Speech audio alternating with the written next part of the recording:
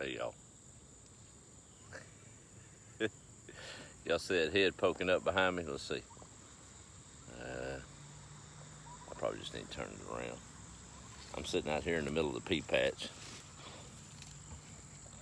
I don't know if I got good sense or what. Let's see. Look at these trifling turkeys. That's something. They're getting big. I hadn't started gobbling yet, but there's about 4 or 5 of them. Every time I come out to the garden, I got to find out what I'm doing, so they tag along. But we're in full swing of summer garden production. I thought of something the pastor said the other day. I'm seeing it now. This old pea patch teach you a lot of things. He said something that kind of reminded me of this. Every time I come pick a bushel or two, I'll leave, go to the house, get a new bucket, and come back by what I've just picked. And I guess it's kind of like the old Bible. You don't just read it once. You see different things every time you read it, and that's what these peas are. I thought I picked them clean and then come back by and see a whole bush maybe I missed. But weeds are rampant out here, but the peas are coming on strong. Called my cousin this morning. Of course, a lot of faith on this old place, always has been. And some of my aunts and uncles that have been raised on this place, I know several folks was praying for things to go good with this garden this year. And I called my cousin this morning. I said, hey, I need a favor. He didn't know what was coming next. I said, you gonna see your mama today? My aunt. He said, yep. I said, will you do me a big favor? I'm in a bind. He said, what's that? I said, tell her to stop praying for this garden. I can't keep up. He laughed, and she texted me a little bit later wanting some peas, so come on out here. And she didn't obey the rules around here. The rules are there's no produce for sale. It's all for the taking with family and friends. That's just how I choose to do it. People say I'm crazy or whatever. And a lot of work in this old patch. Money-wise, there's a little gasoline in that tiller, I guess, and a lot of sweat. But seed-wise, now the peas, I did buy a little bit this year, but they didn't come up, if y'all remember all that. I had to go back to the ones I'd harvested from last year, and they're doing fine. I probably got $15 in seed in this whole place.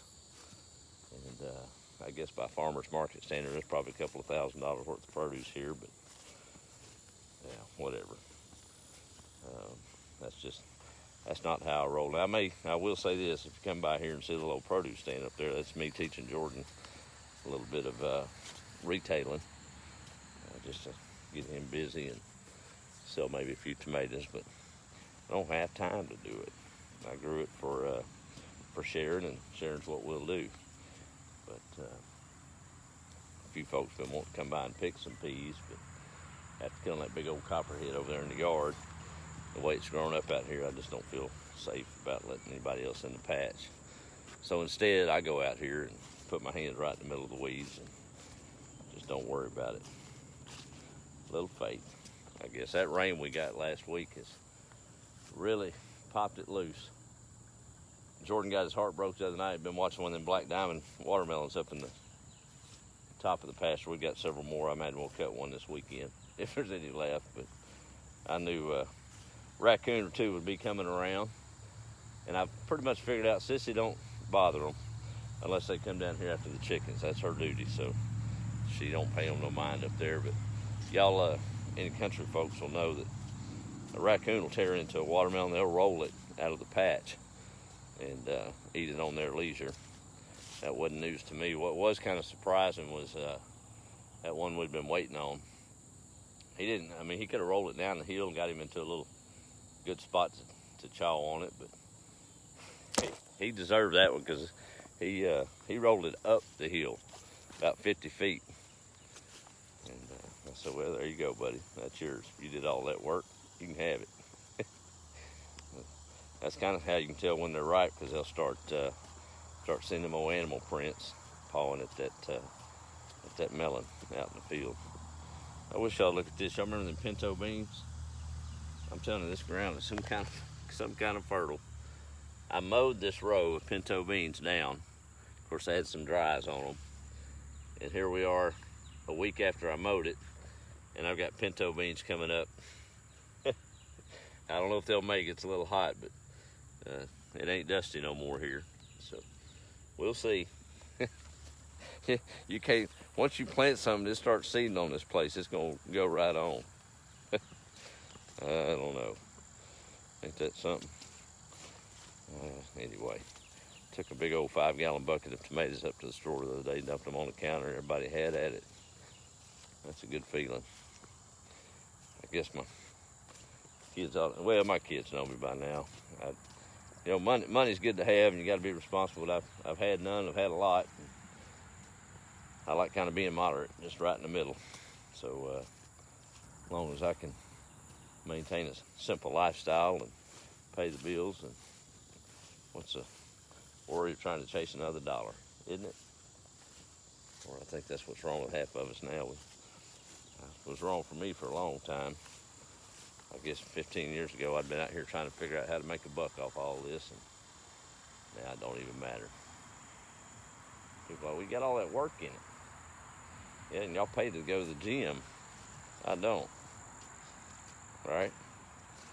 Don't have time to go out and spend money because too busy just living at peace. It's sure kind of therapeutic. Hadn't had to see a counselor yet. Probably need to. I just counsel with the good Lord and the peas and get cut up with a briar every now and then.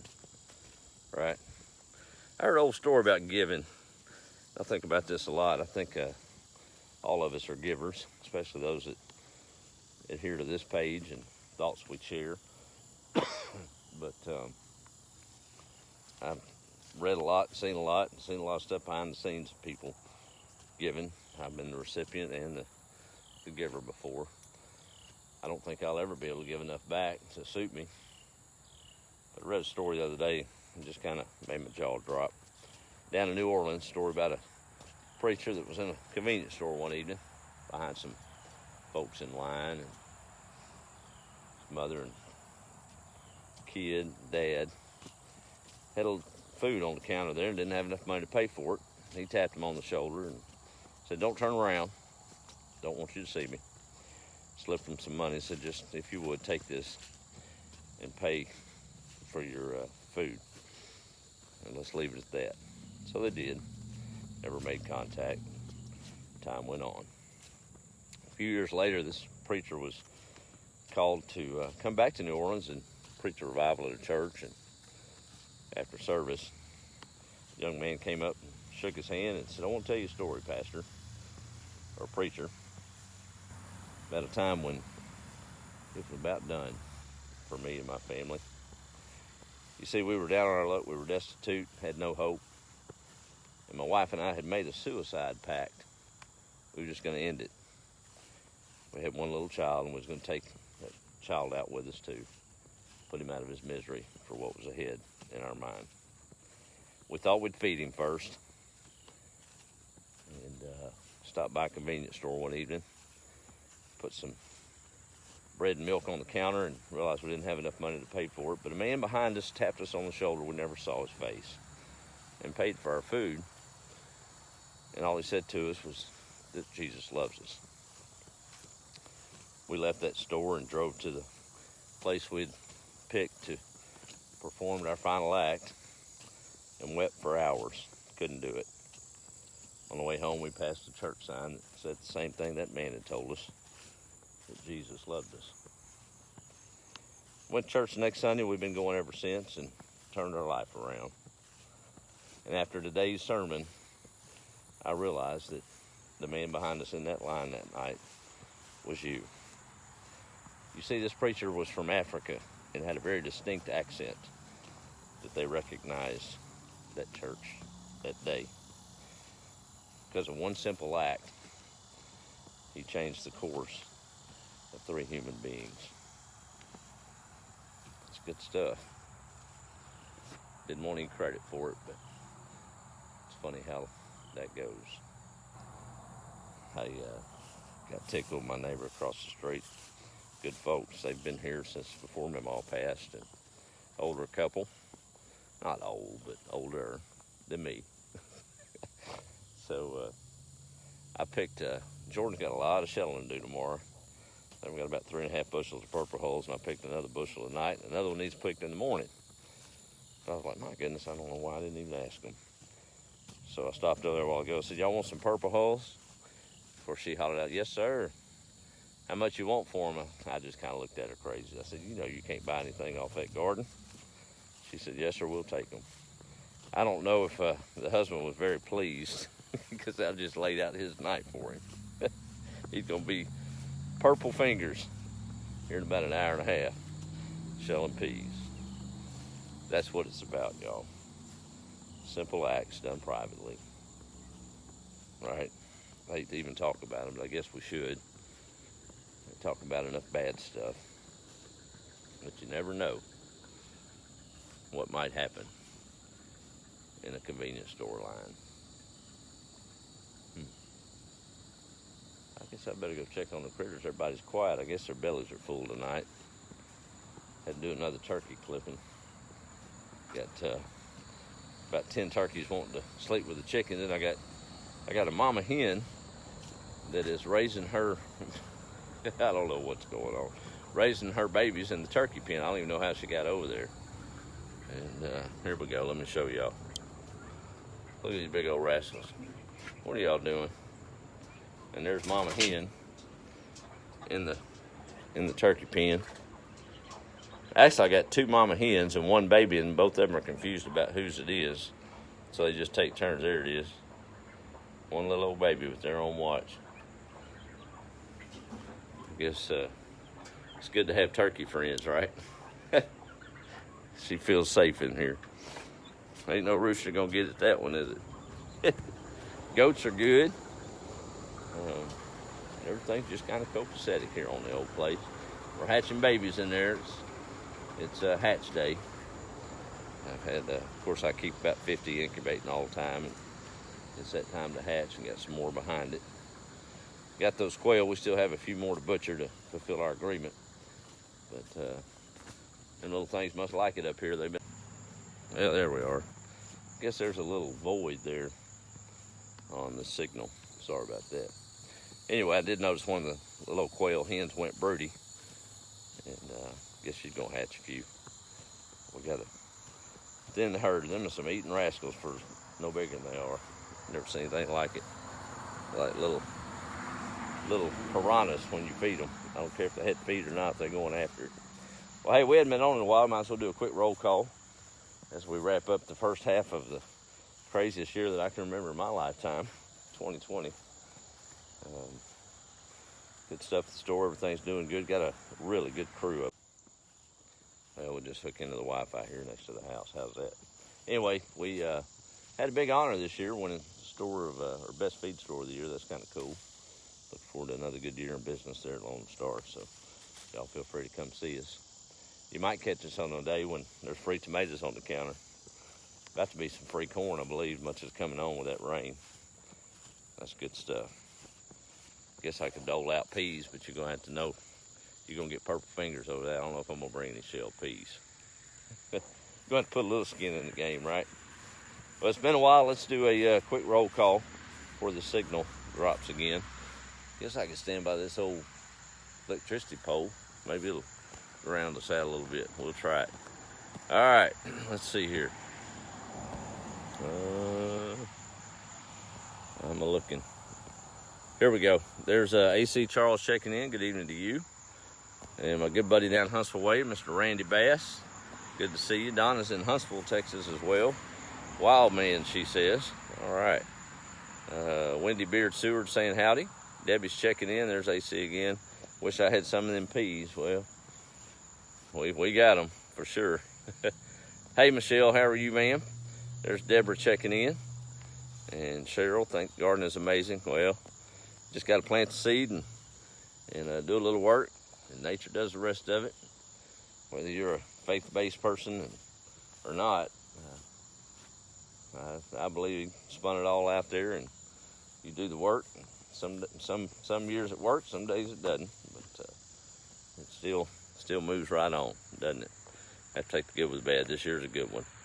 Good evening from San Antonio to you, Margaret, or from Nacogdoches back to San Antonio, Margaret. Warm, not too bad, thank you. Let's see, there's Margie Cantu down Huntsville Way. A lot of Huntsville folks in here this evening. Teresa, I believe, down Trinity area.